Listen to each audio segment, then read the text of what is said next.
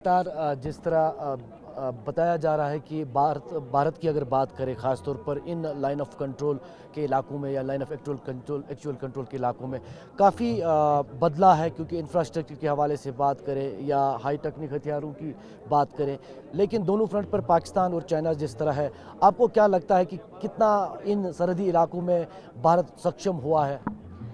मैं टीवी 9 के दर्शकों को बताना चाहूँगी कि मुझे ये सौभाग्य मिला कि मैं 2007, 8, 9 में बारामूला में मेरी पोस्टिंग रही। तो मैंने तब देखा कश्मीर, तब मैंने लेह देखा, तब मैंने कारगिल देखा। आज 2024 में मैं देख रही हूँ, 2015 में मैं यहाँ पे थी, तब मैंने दोबारा देखा। और जब आप पुराना और नया कंपेयर करते हैं, तब आप बहुत ही एक संतुष्टता से कह सकते हैं कि बदलाव है। बदलाव है। यहाँ मैं पहले तो कांग्रेचुलेट करना चाहूँगी हमारे माननीय श्री प्रधानमंत्री श्री नरेंद्र मोदी जी को, एडमिनिस्ट्रेशन को, लोकल एडमिनिस्ट्रेशन को। हमारे यहाँ पे कंटिन्यूस जो हम ट्रैवल कर रहे हैं, लेबर्स दिन रात लगे हुए हैं।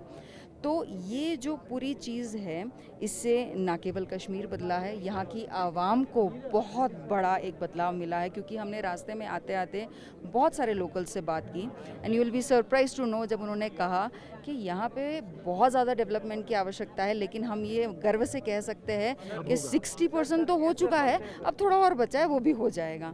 एंड ऑफ कोर्स आर्मी में तो बहुत बड़ा डेवलपमेंट है, क्योंकि आप जानते हो कि आज हम make in India products use कर रहे हैं। जब हम बात करते हैं कि इज़राइल को इंडियन आर्मी भारत के बने प्रोडक्ट्स जब जाते हैं, इससे बड़ी क्या बात हो सकती है, क्योंकि इज़राइल माना जाता है is the top most notch of the country जब हम बात करते हैं हथियारों की, डिफेंस की। तो आज make in India, made in India and India first की बात है, तो हर जगह अच्छे के लिए बदलाव है, सुधार है। And as always Narendra Modi ji says कि नेशन फर्स्ट। हम सब नागरिकों को भी यही कहना चाहिए, कारगिल विजय ज्ञान यात्रा का भी यही उद्देश्य है कि हर एक नागरिक अगर अपना नागरिक धर्म निभाए, अगर वो सतर्क रहे, अपने देश के लिए अपना आँख और कान बने, तो सैनिकों के लिए बहुत बड़ी ये मदद हो जाएगी इंटरनल सिक्योरिटी में। जैसे कारगिल के युद्ध में उस चरवैये ने सतर्कता दिखाई, हम सबको ये सतर्कता दिखानी बहुत आवश्यक है, क्योंकि ये केवल उन सैनिकों का राष्ट्र नहीं है, हम सबका राष्ट्र है। Since you have been yourself an officer in the Indian Army and have been posted in North Kashmir, Baramulla, that's why मैंने आपसे ये सवाल पूछा कि what is the change you are witnessing after so many years. So now what you want to tell the nation, यहाँ से जब हम श्रद्धांजलि अर्पित करते हैं इन तमाम वीर सपूतों को, और सक्षम भी है और लगातार दोनों फ्रंट्स पर जवाबी कार्रवाई भी अच्छे से दे रहे हैं। Thank you for asking this question to me. मैं एक बहुत इंपॉर्टेंट चीज़ कहना चाहती हूँ हमारे सभी देश, आपके जितने दर्शक हैं वो सुन रहे हैं।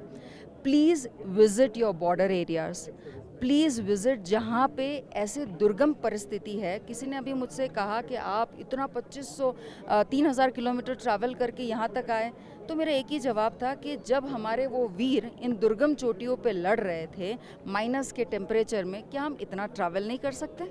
सो अगर आप इन वीरों के पास, हमारे जवानों के पास इन बॉर्डर एरियाज़ में आएंगे, उनको हिम्मत मिलेगी कि उनका राष्ट्र उनके साथ है। And I always say one thing, be a worthy citizen which a soldier feels dying for. आपको लगता है कि कहीं ना कहीं अगर अपने हथियारों की बात की या इंफ्रास्ट्रक्चर की बात की, खासतौर पर सड़कों की, लेकिन कम्युनिकेशन इन इलाकों में बहुत बड़ी चुनौती थी, उसमें भी बड़ा इम्प्रूवमेंट आया हुआ है, जिससे भारतीय सेना को और ज़्यादा स्ट्रेंथ मिलता है इन इलाकों में? नहीं, 100%। आज आप रोड देखिए, आज आप टेलीकम्युनिकेशन देखिए, हर एक तरीके से बहुत ज़्यादा इम्प्रूवमेंट है इसमें।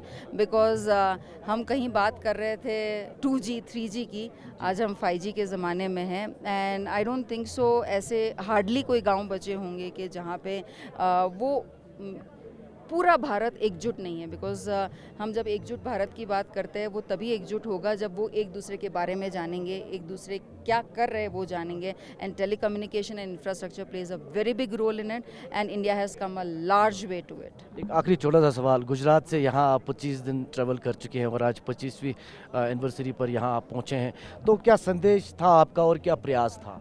संदेश ये था कि राष्ट्र धर्म निभाए, नागरिक धर्म निभाए, ऐसे नागरिक बने जो अपने राष्ट्र को सर्वोपरि रखे और उस राष्ट्र की रक्षा के लिए सदैव आगे रहे। Thank you.